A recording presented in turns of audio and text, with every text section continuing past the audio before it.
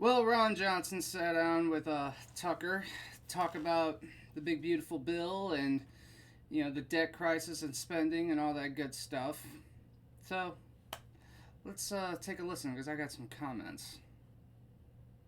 What happens when there's a debt crisis? Why haven't we had one yet? You said we probably should have had one. I don't know why we haven't, but we're going to get one if we keep doing this.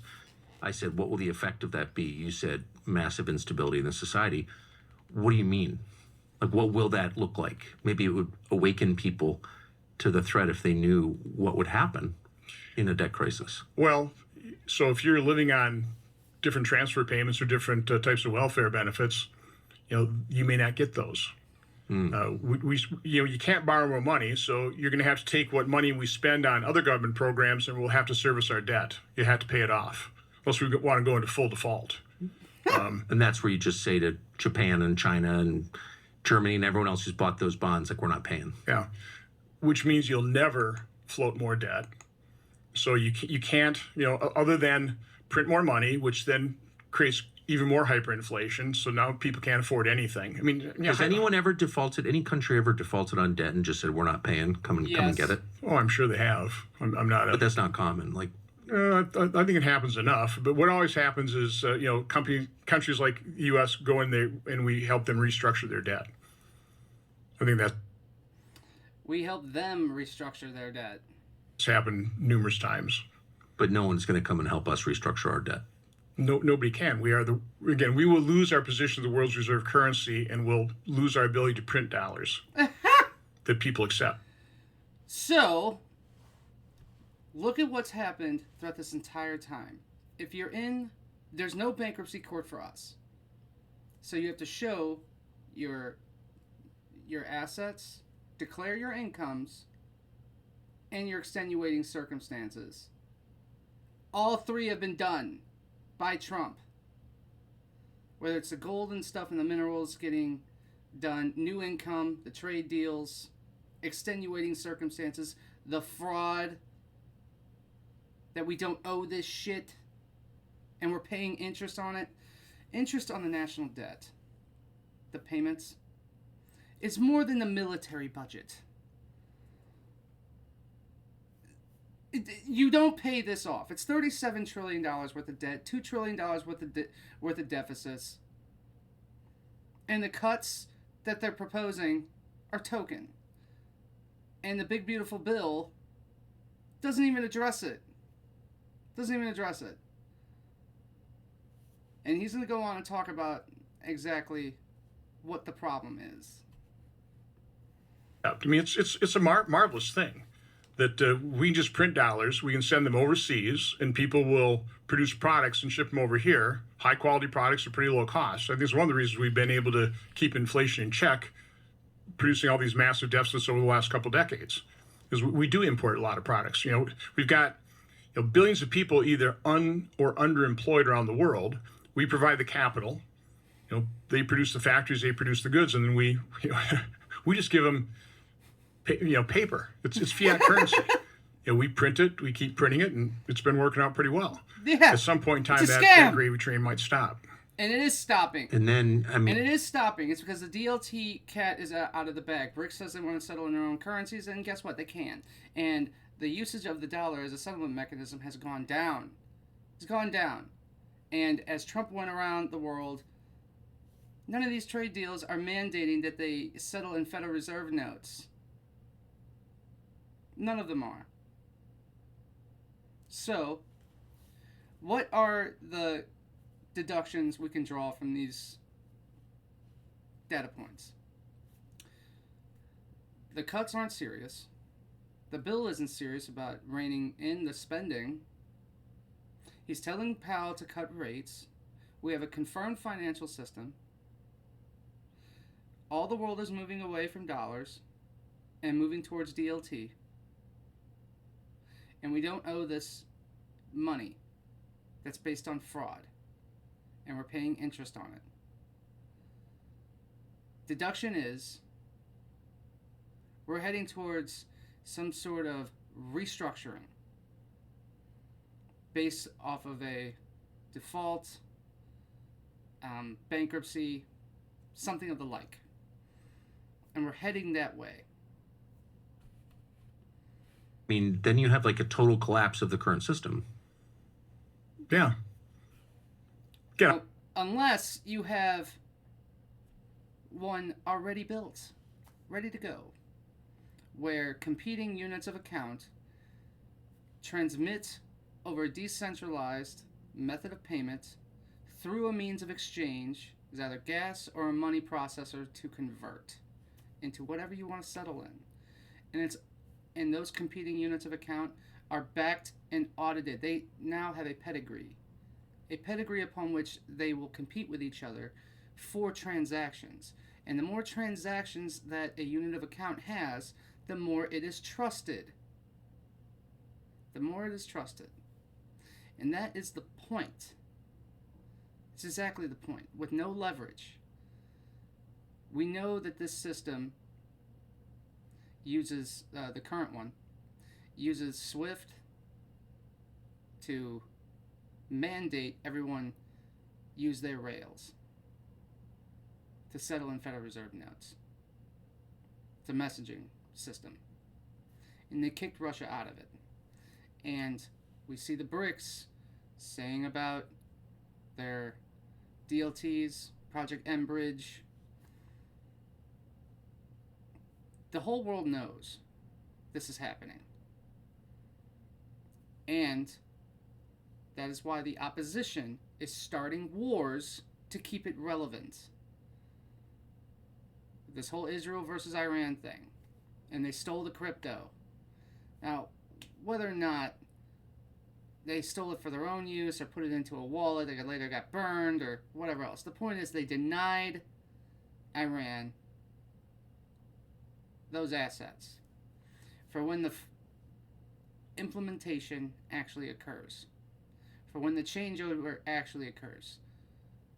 Israel knows it's set up on the other side, no matter what, either through beneficiaries of the Federal Reserve notes or through their investments in crypto and techs that are going to be the new rails. And I can't predict. I'm trying to avoid it.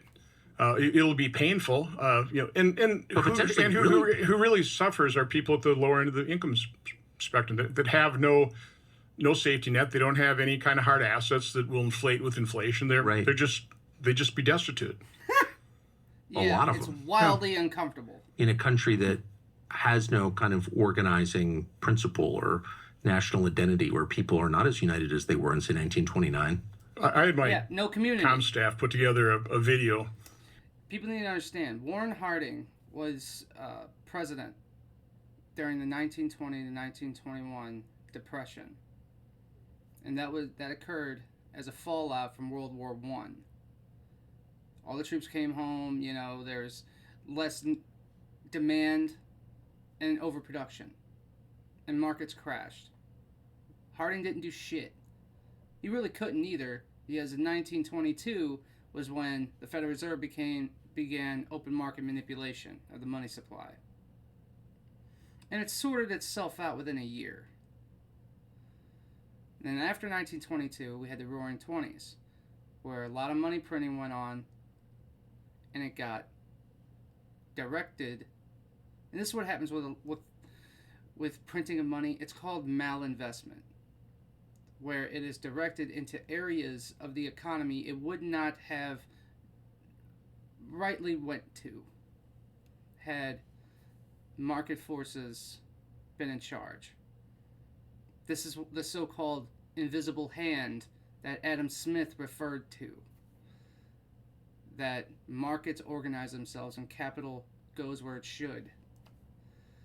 So 29 came around, and then everything FDR did and Hoover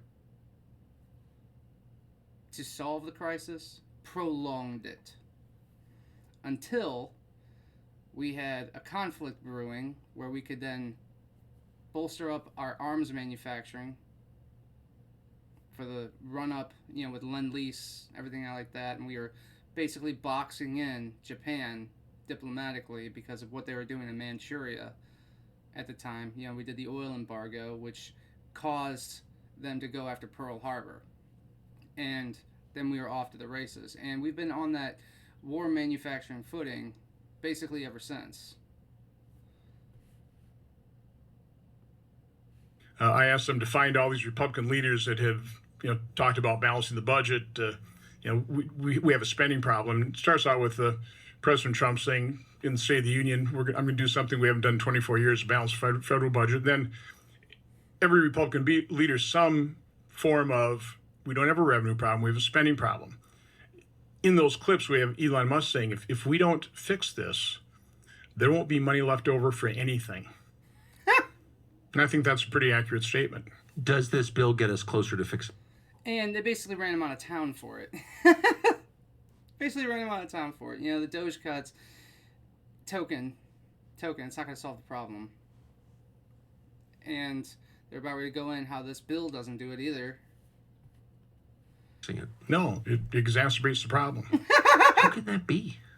Because we're not serious about returning to a reasonable pre-pandemic level spending. We've picked a number out of the air, 1.5 trillion. It's totally out of context. There's, it's not really related to the moment. It's missing the moment. Can I ask you, like, who came up with that number? Like, whose lie is that? I think my best guess is conservatives in the House, who I love, didn't want to be blamed if this thing failed. So they said, well, listen, in order for us to accept a $5 trillion increase in the debt ceiling, we've got to get at least $1.5 trillion in savings, spending cuts. I don't think they were looking at the big picture. I think they just pulled a big, I've criticized them at the time privately. I said, listen, you set the bar way too low, you guys. This is completely inadequate. They set the bar way too low that it should have been easy to meet it, quite honestly. But even that was difficult because they didn't go through what I would consider the right kind of process. So maybe we can shift in terms of what we have to do, what I'm trying to accomplish here and my digging my heels in. Doge has kind of shown us what we can do here.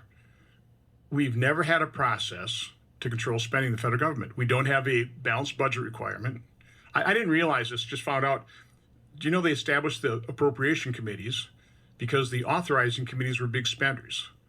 So the appropriation committees were supposed to be the control on the big spenders. Well, that didn't work.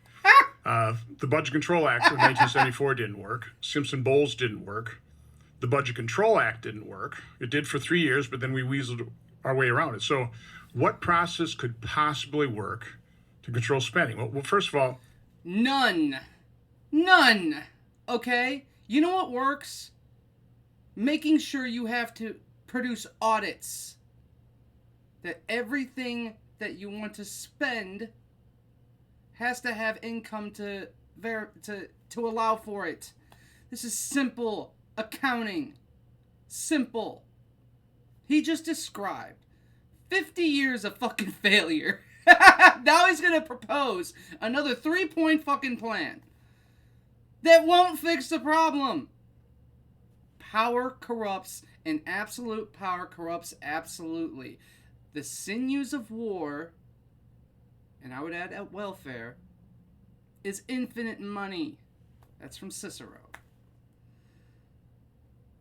These things have happened time and again throughout history. It is the same story. It's the same fucking story. This guy's, he's talking about them not looking at the big picture. This guy's not looking at the big picture at all. He's not even looking at the problem. The problem is the money printer. This will never stop. It'll never stop. This circus will never stop as long as we don't have to produce audits. That's what it comes down to. That the fraud that's used to destabilize the world, it's getting thrown to these NGOs or CIA or whatever else, and then no one's in charge of that agency. Really, no one's running it. It's an investment firm. It's venture capital. It's a military. It's so many things. It's just evil. It's just fucking evil. We have to get rid of this money printer. It is grinding every single one of us to death. due to this inflation, this treadmill. And it's been going on for generations. Think about your family. Think about everybody you ever met. And another thing that's very insidious about a fiat monetary system is the attitudes people who do of want, they adopt. Sourness, bitterness, jealousy, envy, all of these things. That's why you can forgive others, because it really wasn't them. It's these forces that are acting upon them, these forces of want. And it's because we've been taken from through this taxation called inflation that is never debated upon. It's never authorized what the interest rates will be by the vote of the people.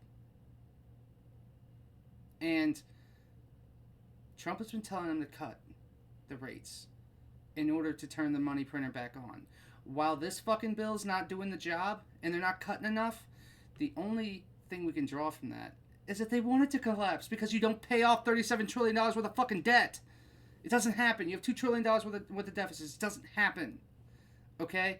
So once the collapse happens, we need another system on the other side of it for us to just transition right into. And wouldn't you know it, we got it. You have to know the numbers. You have to understand, what a deep hole we're in, and have a commitment to address it. But Doge has pretty well shown us how to do it.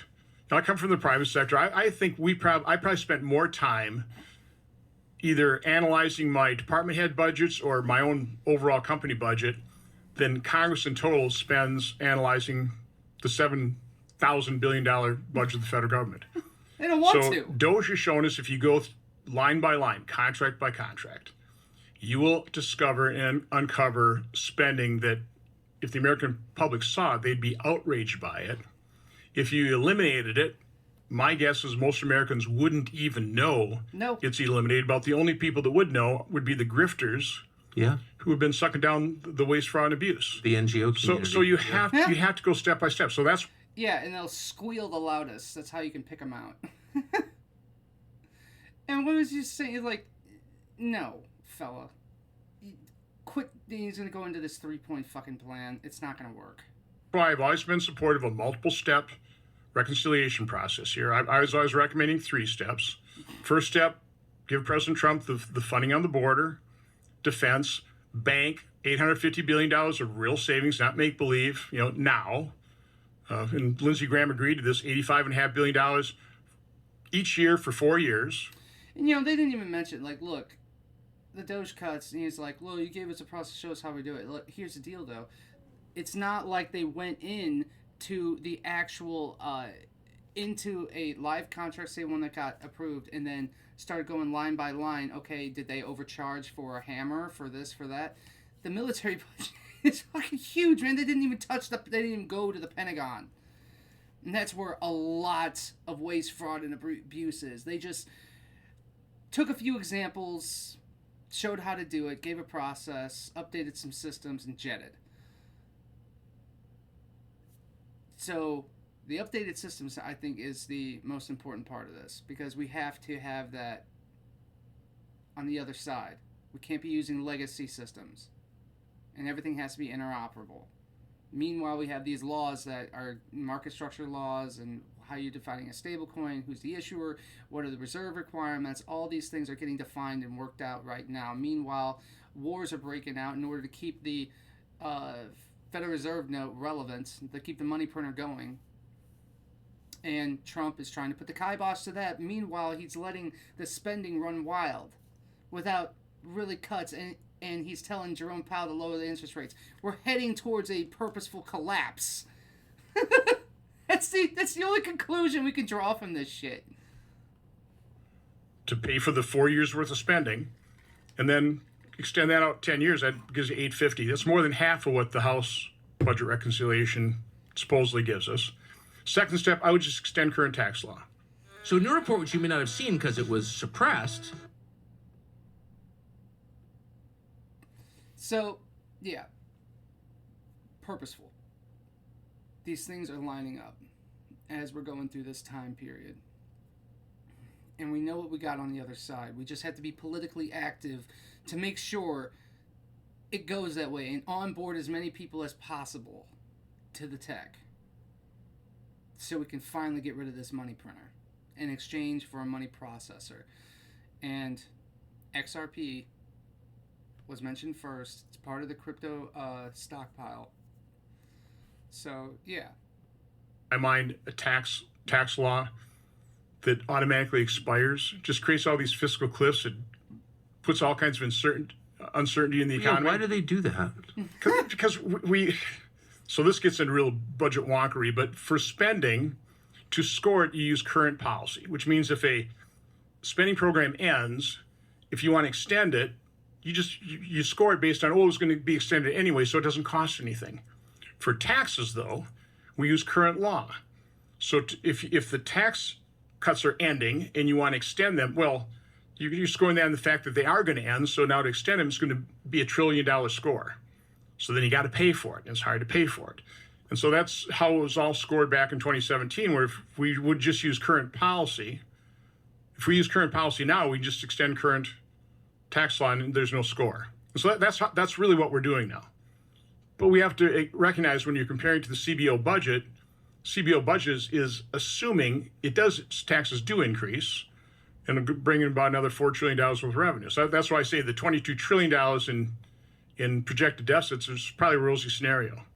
I mean, it seems like the core problems are just so familiar. One is short-term thinking, and the second is the misplaced belief that you can see what the future will be. And both of the... You would think that the Federal Reserve Board governors would take a page out of that book there, because they're trying to centrally plan the economy using interest rates or, M2, M3, whatever, putting in liquidity, taking out it, and all they do is just end up fucking up the entire thing. We've had decades of failure. You can't fix this system. You can't fix it. You can't fix it. You need a new one. Those are like silly and unwise. Maybe are we bumping up against the inherent limits of the system? Well, I would say we're missing focusing on the right thing. We had to focus on spending. Yeah, but you said, and the reason I say that is spending is pretty certain. Again, Yeah. who knows what revenue you're going to bring in? It's hard to predict. Spending, that's pretty easy to predict what that's going to be. Plus, I personally voted for President Trump because I wanted him to defeat the deep state. yeah, You don't defeat the deep state by continuing to fund it at Biden's levels. yeah, I know. No shit. So again, when you start talking about controlling the deficit, well, you can control the deficit. You defeat the deep state forever and permanently by making sure they're tracked. By making sure that whatever is in circulation for the money is supposed to be there. That's how you defeat it. And you can't do it with a money printer. Can't do it. By tariff revenue or selling the gold card, but that keeps funding the deep state. You have to focus on spending, and we've. But him allowing it to hyperinflate creates the crisis. Creates the crisis upon which you can now say, all right, we need a new legal tender. Federal Reserve notes, well, we're not going to accept that anymore. Sorry, fellas. You see this public bankruptcy going on that Trump's trying to do, and he's the king of using the threat of bankruptcy, the threat of defaults, as a way to negotiate debt down. They have said so many things was impossible for him to do, and he's done it. We thought we were going into World War with this Iran-Israel thing. He held back. He beat everything. He's going to slay this one. I'm telling you, man, the way all of this is lining up, you can just see the play. The play is let it hyperinflate. Because you can't fucking fix this thing. We got updated systems to onboard into the new system. and it's distributed ledger technology. The BRICS, they've had it. And he did this whole teabagging exercise with the tariffs to reorganize trade, rebalance it, bring American manufacturing back here, protect our trade lanes, settle peace deals around the world. And you'll see, as we move on throughout the summer, ISO 222 integration is coming online, which that's just a messaging standard. That's just the new regulations, how everyone needs to be compliant with. And Ripple's ledger is already there. Ripple is a company that did all these mergers, acquisitions, all this other stuff to drive demand for the use of its product line. RLUSD, XRPL, XRP, all these things. And they have other companies helping them collateralize for RLUSD, the unit of account that Ripple is supporting, launched. They have all the licenses ready to go as soon as the laws are passed. Just gone through an unprecedented level of increased spending, other than World War II. And just quick aside on that, we entered World War II spending 11.7% of our economy, of our GDP on federal government, 11.7. That got ramped up to 41% during the war. But by 1948, because we had responsible leaders, the greatest generation, that actually went down to 11.4% of GDP. Yep. And we returned to pre-war level We had spending. a massive recession too. I mean, the war is over. Let's return to. But that's where the Marshall Plan came into effect, where we had to rebuild Europe, which kept American manufacturing and American production levels, and we were able to ease off after that. And that's where we saw the massive amount of growth and the type of life that we all want, where the dad can just go to work at a normal job, raise a family of 5 kids, and mom could stay home. It was only really because of the inflation that forced mom into the workplace. Feminism was the cover. Feminism was the cover. Because it should be a choice. And as a consequence to that, the kids went into this public school system and everyone just got fucking dumber. Because time was a problem. Everyone was tired. So I'm talking about with the effects of inflation, how it's generational, and how it destroys the people. These things are cumulative. A reasonable pre-war level spending. We didn't do that during the pandemic. And that's what we have to do. You have to focus on it's such a reasonable thing to do. It should have been done in 2021. We didn't do it for 4 years, but now we're just pretty well accepting that. We're accepting the fact that Obamacare, now called Medicaid expansion, is putting at risk Medicare for the truly vulnerable, even though we all ran on repealing and replacing that and obviously failed in the first Trump term. But now we're all okay with it. Now we're not going to touch that because they renamed. See how big of a fucking joke this whole thing is? It's a big fucking joke. None of them are serious. Unless the plan is to hyperinflate it. To get rid of it. That's the only play I can see making sense. Because if that's not the plan, and really it is just abject stupidity, well, good thing we have a confirmed financial system to where we can just get out of it voluntarily. The choice would be ours at that point. And if the narratives are holding true that they're not going to do taxes on American-made, American blockchain companies like Ripple and American crypto assets, what the hell's the point of settling in Federal Reserve notes? And as soon as other businesses and other people can accept that and hold that and declare that as an asset on their balance sheet, that's the way to get out.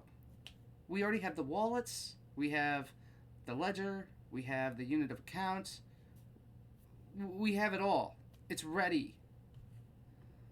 Named it? And it's confirmed. Are you kidding me? Well, this is how it works. Like in 20 years, they'll be like, well, of course you have to protect trans kids. What seems crazy at first becomes accepted, and then it becomes the hill to die on. It's just like your expectations change. right? So again, I'm trying to force the discussion over the real numbers. Okay, and again, 1.5 trillion in abstract seems like a lot, but we've really ramped up from 2019 to this year. That's over 10 years. That's $29 trillion of increased spending over 10 years. 29 trillion, and we're talking about cutting out 1.5 of that. That's a joke. It's a joke. Exactly. Because people don't want to cut it out. And so I guess that's my question. You said that... And they're blackmailed not to. None of it's serious. And all the bricks know it. So, this is the problem. This is the for the whole fucking ball game. It's why I started doing this shit. It's because this is how serious it is. And people's lines are going to be determined here in the next 6 to 8 months. Get political, get these laws passed,